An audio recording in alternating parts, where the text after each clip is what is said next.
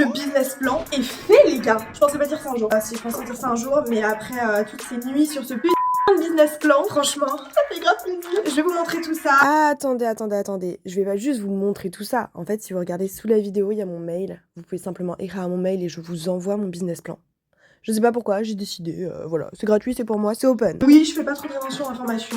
Est-ce que c'est un peu cool de balancer tout son concept comme ça? Je pense. Surtout dans un concept qui peut être très facilement copié. On est prêts, les gars. Donc si vous nous copiez, vous inquiétez pas, derrière on a des armées de juristes. Non, je rigole. Faites comme si, mais pour l'instant, il faut qu'on étudie le sujet. Bienvenue dans ce podcast de Maison Brochette où vous suivez avec moi toute la création de l'entreprise, étape par étape, toutes mes galères. Parcours d'une petite meuf qui a fait école des commerces, qui pense avoir pas appris grand chose, mais quand même, plus ça va, plus je me dis qu'on a quand même appris 2-3 bricoles et qui essaie de faire une boîte dans un domaine qui n'est absolument pas le mien. Donc good luck, on voit comment ça se passe, on fait ça ensemble et puis on verra à l'ouverture.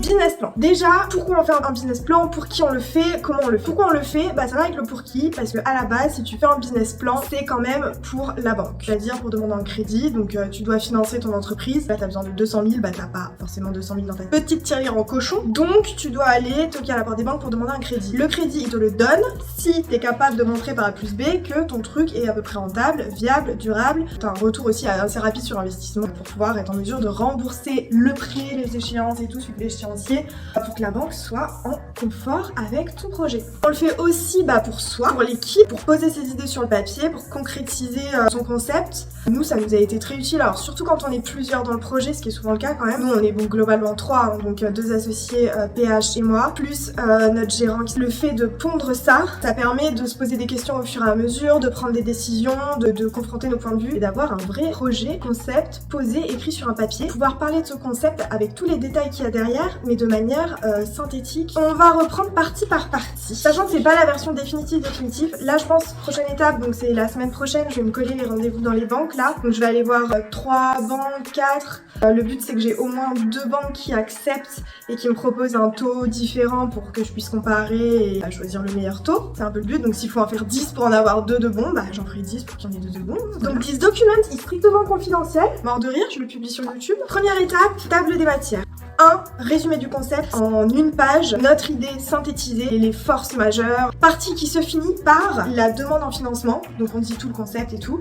Et à la fin des 2 pages, on dit le besoin en financement de Maison Brochette est estimé à, alors là c'est 344 000 K. Le modèle suivant est proposé par les actionnaires, un apport de X, obtention d'un prêt bancaire de Y, obtention d'un découvert autorisé de Z, qui au total fait 344 000. Comme ça, t'annonces directement la couleur. Voilà, le banquier, il est pas là pour trier des pages et tout, surtout que le bazar fait quand même 100 pages. 100 pages avec des annexes, mais 70. Donc ça c'est première partie, le concept, ça tient en une page. Nous 3, parce que moi c'est un peu toujours plus. Donc. Deuxième grande partie, montage juridique et financier. Troisième grande partie, produits et services. Donc nos offres, la carte, le chef et tout le bazar. Quatrième partie, études de marché. Alors tout le monde dit ouais c'est grave bullshit. Honnêtement, pour moi c'est un peu bullshit, mais bon, ça a servi à 2-3 trucs quand même. Cinquième partie, moyens mis en œuvre. Le local de production qui est pas en fait notre vrai local, mais on en a un deuxième. Le système de board, la solution packaging, etc. Sixième partie, stratégie commerciale et de communication. Donc là, tu parles de ton plan commercial, des partenaires que tu envisages, si t'as des devis, caler les devis. J'ai collé notre super mood board, référence à l'épisode je sais plus combien. Et après, c'est les annexes, le CV des associés, de nous 3, quelques devis, le projet de statut, des choses comme ça.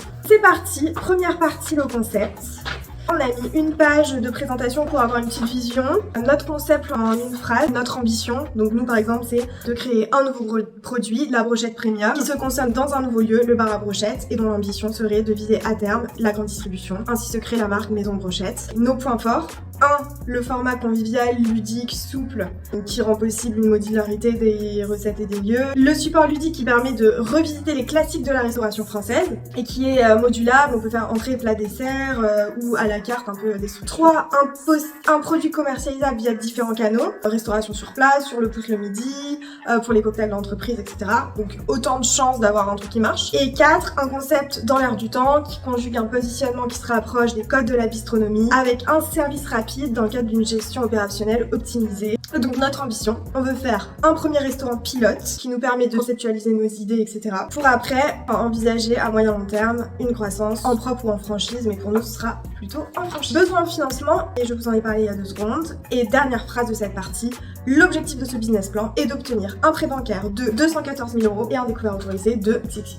Montage juridique et financier. Alors là, pour ceux qui aiment les chiffres, ça va être du pain béni. Pour les autres, ils vont faire des cauchemars. Les caractéristiques de la société, c'est une SAS au capital de 1000 actions à 1 € l'action.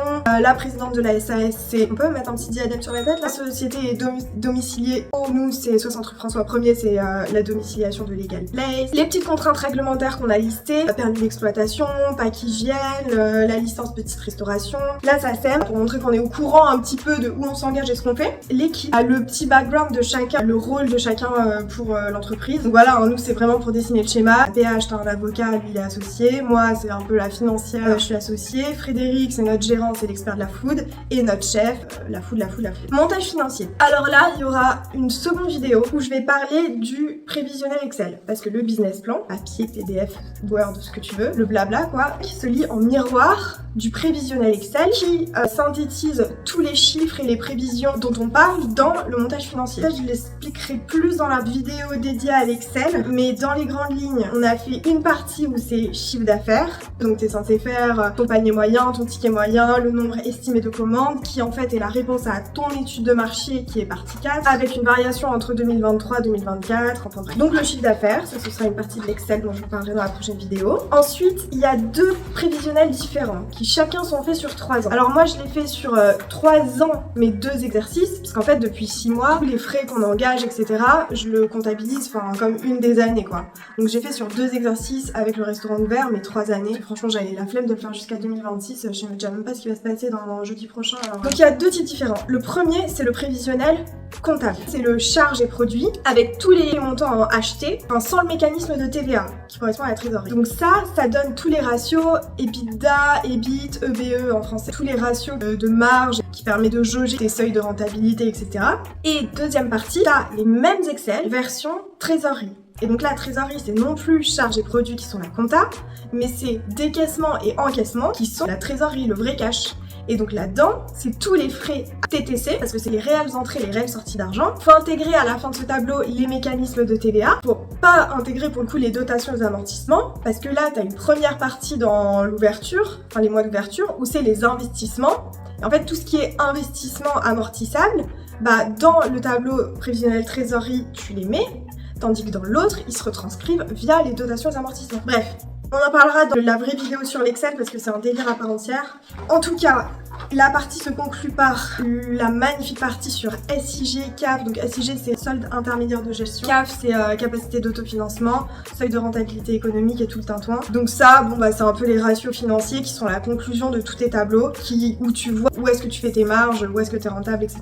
Et si déjà le projet est à peu près viable et tient la route financièrement. Ça, rendez-vous prochaine vidéo. Notre besoin en financement, là on le recolle une fois, au cas où qu'ils aient pas compris qu'on leur demande vraiment 200 000 balles, vraiment. Ensuite, on a fait une petite partie sur stratégie de croissance parce que le but pour nous ou pour la banque, c'est de pas montrer un projet au très court terme, mais d'envisager au moyen long terme ce qu'on compte faire. Et étape 1, ouvrir un restaurant pilote qui fonctionne. Pour nous, fonctionner, ça veut dire quoi?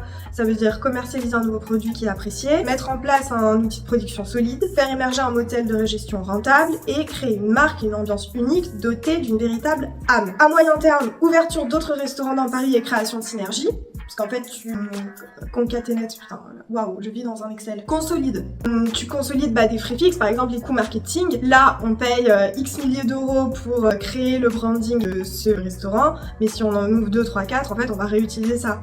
Les coûts fixes seront absorbés. Du coup, ce sera plus rentable normalement. Pareil pour la carte, on la crée une fois et après, on la colle pour tous les restos s'il y en a plusieurs. Donc court terme, moyen terme. Long terme, franchise pour un développement rapide et durable à long terme. Et là, on a mis les avantages de la franchise et pourquoi c'est adapté à notre projet, puisque notre projet, il est facilement identifiable, duplicable, etc. c'est opportun pour créer des process qui sont réutilisables à grande échelle. Et puis on met les avantages de la franchise, alors augmenter la force de frappe de son réseau, s'appuyer sur des partenaires impliqués et motivés, parce que là c'est les mecs qui investissent un ticket, donc c'est des chefs d'entreprise à part entière qui bossent pour toi quoi, indirectement. Conclusion, c'est une aventure humaine prometteuse, blablabla, papillon, coquillage et crustacés. Ensuite, comptabilité, alors là simplement une page pour dire qu'on s'appuie sur Legal Place pour faire la compta, qu'on fournit nous-mêmes, et puis qu'on a déjà avancé, on a une lettre de mission et tout, donc on a bien travaillé, voilà. Là on a fini la deuxième partie. Montage juridique et financier. Troisième partie, produits et services. Là, notre offre nos services en 4 blocs, nos 4 canaux de distribution.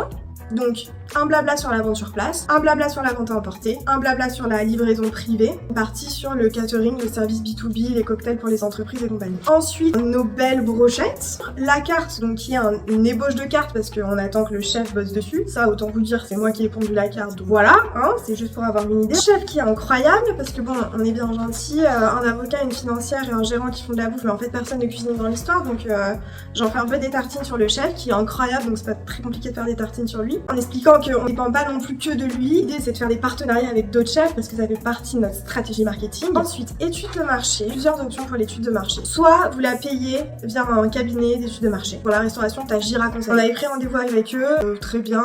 Bon, ils te font un devis à 5 000 € à peu près. Nous, pour se dire faire un devis à 5 000 € pour nous faire une étude de marché sur un marché qui n'existe pas, la brochette, bon, bof. Et puis comme on avait Fred qui devait aussi nous appuyer là-dessus, on n'a pas pris de cabinet. Après tu peux prendre des JE, donc des juniors entreprises d'école de commerce qui te font le même taf moins cher.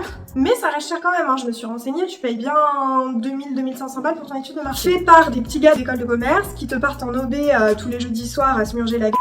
Soit les gars ils sont sérieux, soit c'est les petits gars qui ont fait marketing parce qu'ils voulaient pas se prendre la tête avec autre chose. Waouh, tant de stéréotypes dans une seule phrase, c'est incroyable. Bref, mais en gros tu sais jamais sur quoi tu tombes quoi, ça se trouve les gars sont pas sérieux et bref.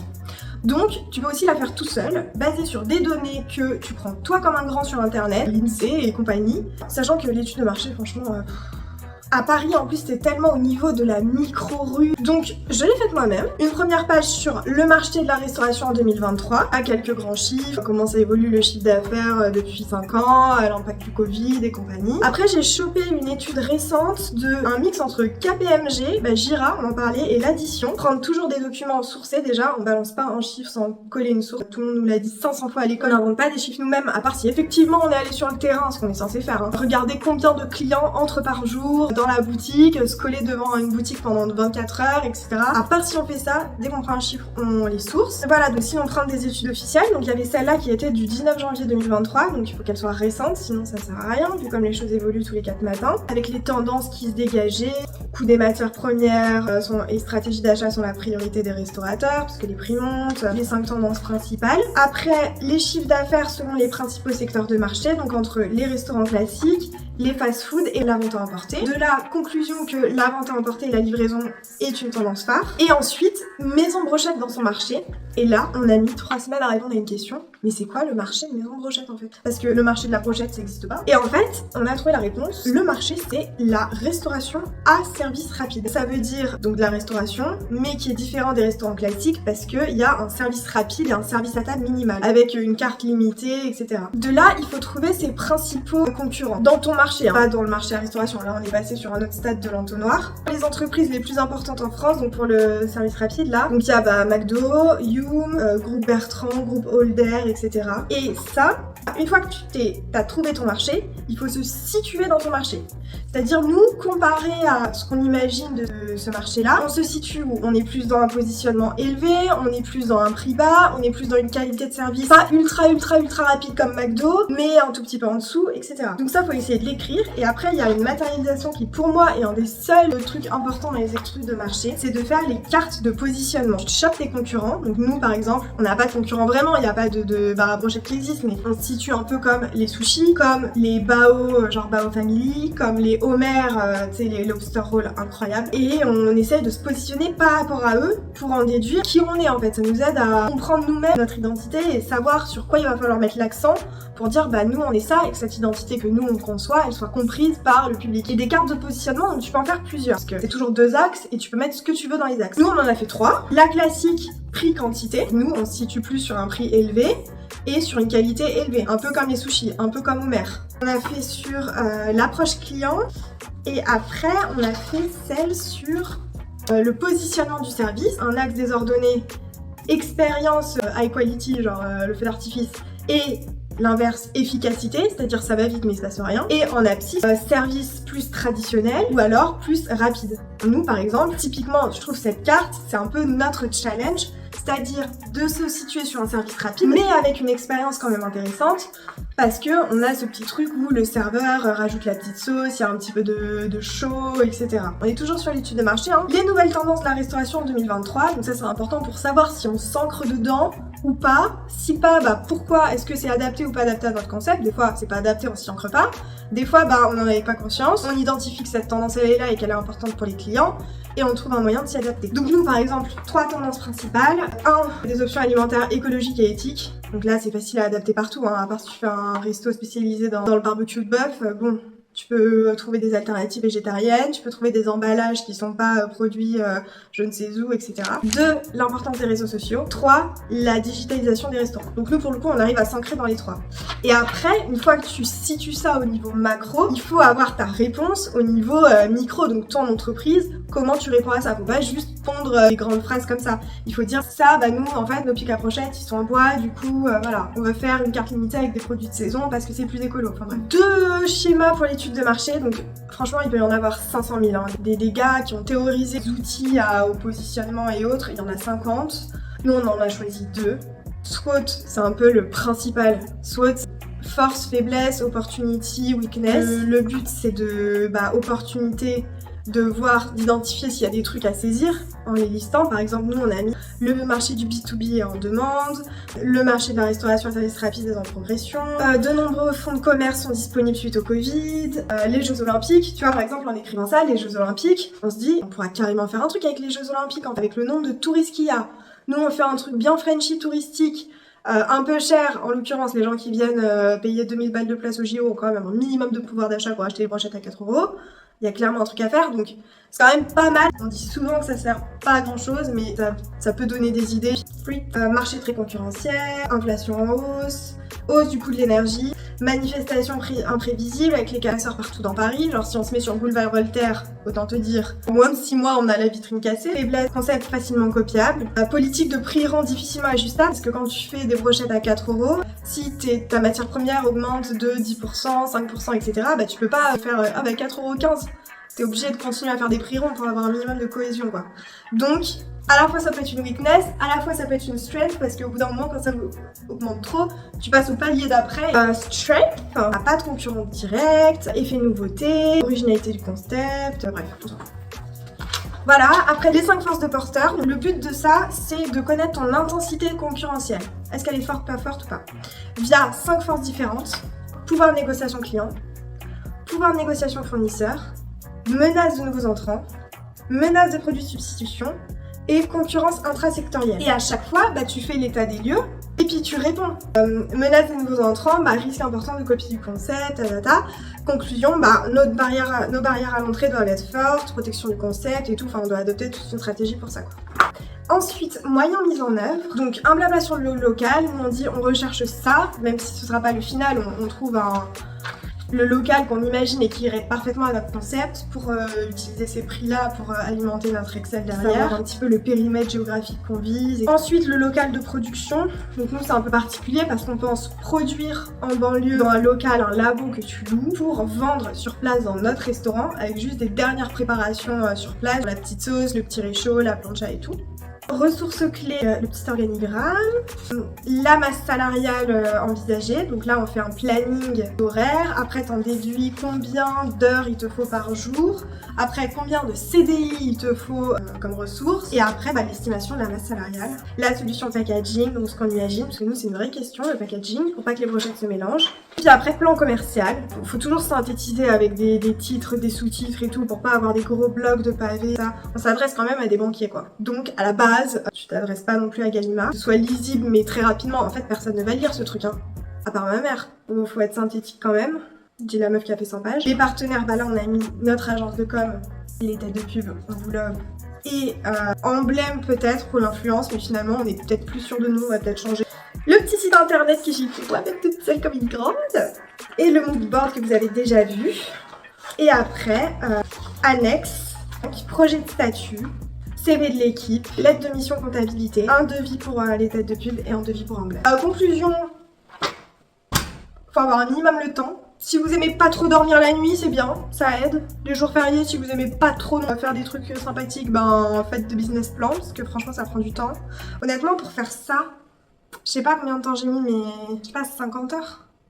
Peut-être 50 heures, je pense. Tout ça pour vous dire, ça prend du temps. Il vous faut des relecteurs. Faut savoir un peu gérer Excel parce que ça, le petit livre, on s'en fout. Ce qui est important, c'est quand même l'Excel. Et le seul dièse, bémol, etc. Alors, j'ai pas eu le retour de mes relecteurs. Moi, je l'ai envoyé à 5 relecteurs. Ma mère, pour les fautes. Mon frère, parce que lui, il va tout vérifier au millimètre, c'est un taré. Mon ancien boss, parce que lui, direct. En plus, j'ai bien vu avec lui. Je lui ai montré en 2 secondes. Il est ouvert, il a fait pardon, mais ça, plus ça, plus ça, ça fait pas ça. Ah, mais d'accord. Bon, après, c'est les auditeurs. Ils sont un peu matrixés. Mon pote, enfin bref. 2 autres potes. Donc je pense que là, le truc est carré. La vraie chose que j'ai pas bien faite et qu'il va falloir que je modifie, c'est pour combien je dois demander à la banque. Parce qu'en fait, pour avoir mon estimation, j'ai pris tous les coûts d'ouverture, les 3 mois d'avance de local, les frais de notaire, les coûts marketing, la création de la carte, plus 3 mois où c'est ouvert, donc janvier, février, mars. On ouvre le 8 janvier 2024, Inch'Allah. 3 mois où c'est ouvert et où j'ai compté toutes les charges sans les produits. Et quand j'ai additionné tout ça, ça m'a fait ma somme finale qui est pour moi mon enveloppe pour pouvoir ouvrir, qui est 344 000 €. Mais en fait, je suis pas sûre qu'il faut faire ça. Parce que les histoires de 3 mois où c'est juste des charges et tout, c'est complètement fictif. Parce que, bon, tout est fictif, parce que le reste c'est des hypothèses. Donc, mais ça arrivera jamais quoi. Donc je pense pas qu'on peut demander un crédit à la banque sur un truc qui n'arrive pas. Je pense que la banque, est-ce qu'il faut que je change et que je fasse de manière plus structurée et avec de la matière, c'est de dire bah le crédit va servir à financer ça. Et des choses matérielles quoi. Sinon je pense pas que ça passe. J'ai juste réadapté ça. En fait je pense que les 344 vont pas être 344. Je pense qu'il faut structurer le truc autrement, donc voilà, ça je vais demander à mes potes comment on fait. Et puis voilà, mais franchement bon courage parce que c'est un grand délire. Hein. Mais à faire dans une vie, enfin tu le fais 1 fois, 2 fois, 3 fois quoi. Enfin quand tu montes un business, faire ça tous les jours, c'est un peu l'angoisse. Donc voilà, je vous dis tout ce que je sais, le peu que je peux vous donner, je vous le donne. Sachant que comme d'habitude, ne le prenez pas pour une base fiable et sûre et réelle. J'ai jamais fait ça, je teste. Ça se trouve, je vais revenir dans 2 semaines quand j'aurai fait le rendez-vous à la banque et je vais vous dire ok les gars, c'était de la merde. Donc je vous laisse avec ça. Prochain épisode, la version Excel. Bon courage et je vous dis à bientôt pour de prochaines aventures. Bye.